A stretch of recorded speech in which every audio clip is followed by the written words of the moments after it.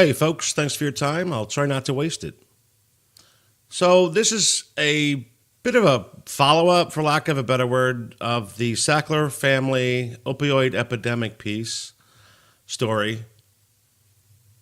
And it'll be succinct because you and I both know that nothing is going to happen.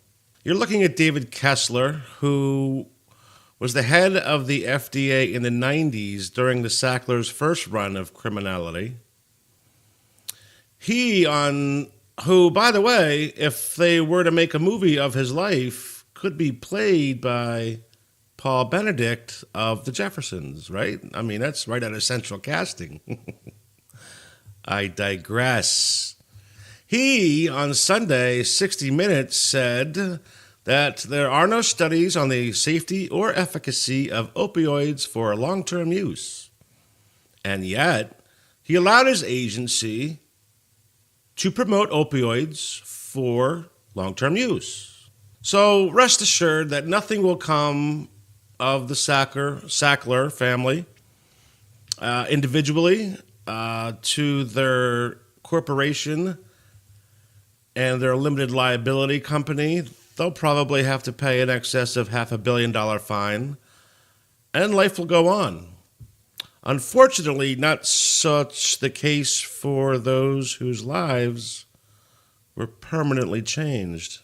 Allow me now to introduce to you Dr. Scott Gottlieb, who is the current FDA commissioner who turned down the 60 Minutes request for an interview because he apparently was way too busy with trying to, enforce mandatory vaccination laws countrywide. Listen to the language. FDA threatens to enforce mandatory vaccine laws countrywide. Federal government set to override state laws, force vaccines amid MSM-fueled measles hype. Right. The weaponized media present the hype. Now, I ain't no constitutionality scholar over here, but I'm not too sure that the federal government can just on a whim override state laws. I'm not completely sure about that, but if anybody knows, please leave a comment. FDA Commissioner Scott Gottlieb, and if you're thinking for a second that that's a Project Paperclip name, then you're racist and you shouldn't be on my channel. He warned Tuesday that the agency might have to step in and override state laws allowing unvaccinated children to attend public schools.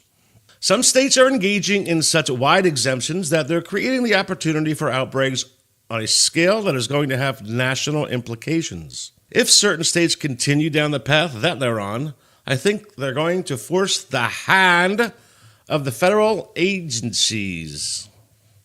The threat comes as mainstream media hypes measles outbreaks and continually blames anti-vaxxers for the spread of the infectious disease. So let me get this straight. It's the anti-vaxxers and the exemptions that are the cause of the spread of the infectious disease. Fascinating. Moving right along, Gottlieb looks to eliminate all religious and philosophical exemptions as he is reportedly deeply skeptical of anything other than a medical exemption. Well, good sir, I'm deeply skeptical of your skepticism. You could mandate certain rules about what is and is not permissible when it comes to allowing people to have vaccinations. It gets better. On Wednesday, top social media site Pinterest announced a ban on any vaccine-related searches, not posting of articles or studies or op-eds. You can't even search for anything vaccine-related. In a statement, Pinterest has blocked all vaccine-related searches on the social media platform in an effort to combat the misleading conduct of the anti-vaccination movement. A spokesman for the online pin board said it implemented the ban on the searches until it can come up with a more permanent strategy to tackle content attempting to discredit vaccinations.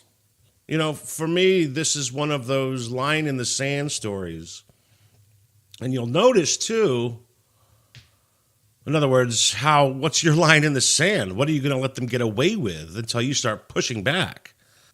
So far, the subject of the possible mandate, is limited to school-aged children. However, if they're able to do this, then who do you think is next? So again, just something to pay attention to. Let's move right along to the next story. These won't be long. Google, Apple approve Saudi app that tracks women as slaves owned by their husbands, but bans independent media apps for being offensive. So again, just, the incredible double standard. The name of the app is Abshur. The Sharia law tool apparently functions like a homing device for Muslim men to keep 24/7 tabs on Muslim women, ensuring that they don't try to flee their enslavement. Should a Muslim woman attempt to escape from her Muslim prison, Abshur allows the male guardians in her life, whether they be husbands, brothers, or other male kin, to quickly track them down and retrieve them. And I'll tell you, I'll just read this last paragraph, because if you're a screenwriter looking for a little action, something you can sell very quickly to the Oprah Winfrey channel. Insider inadvertently spilled the beans about Abshur's presence within the two major tech giants' app stores, telling the story of one Saudi Arabian woman whose careful and creative planning allowed her to subvert its features in order to escape her oppression. Unlike others who have tried but failed, resulting in their being beaten or worse, the woman in question was able to get out of Saudi Arabia and make a new home in Sweden. The end. And that's a ready-made script right there, ladies and gentlemen, if you're so inclined. Technical difficulties. Whoops! Now, I knew this would happen. So, this is I came across this a couple days ago. English, The Sun, I believe. So, I know it's tough for you to read. The headline reads, British music legend in cop probe over alleged sexual allegations, abuse of a minor. The singer, a household name who was idolized. So we're talking someone really that everyone knows, right? I thought for a second that but I think Bono's Irish, right? I thought maybe somebody was trying to, drop a little hint that, the U2 song, Can't Always Find What You're Looking For. Thought maybe they were just trying to stick one in between the lines there on me. But I got to tell you, there's a silhouette because the guy is unnamed as of yet. But my immediate, and I'm talking not first, I looked at this and you know who I saw? Phil Collins. And if I'm wrong, good sir, I humbly apologize. But looking at this silhouette, I know it's incredibly difficult for you to see. But, I mean, it wasn't even like a first impression. It was just like, oh, that's Phil Collins. And again, I'm looking for people who, it's a household name. Let's bring you this very quickly. So, say hello to Dr. Brian Hooker, the father of a son with autism. He holds a PhD in biochemical engineering. I believe this might go back to 2014. He was set to testify in front of Congress. He was subsequently denied access. However, here is a testimony. If you've an insatiable desire to read it all the way through, it's not that long. I will leave a link to this. However, for the sake of time and the information I want to convey, in 1983, there were 1 in 10,000 cases. 2008, 1 in 88 cases. We're talking autism, excuse me. And I believe in 2015, CDC published a report, 1 in 59. And now, drum roll, please.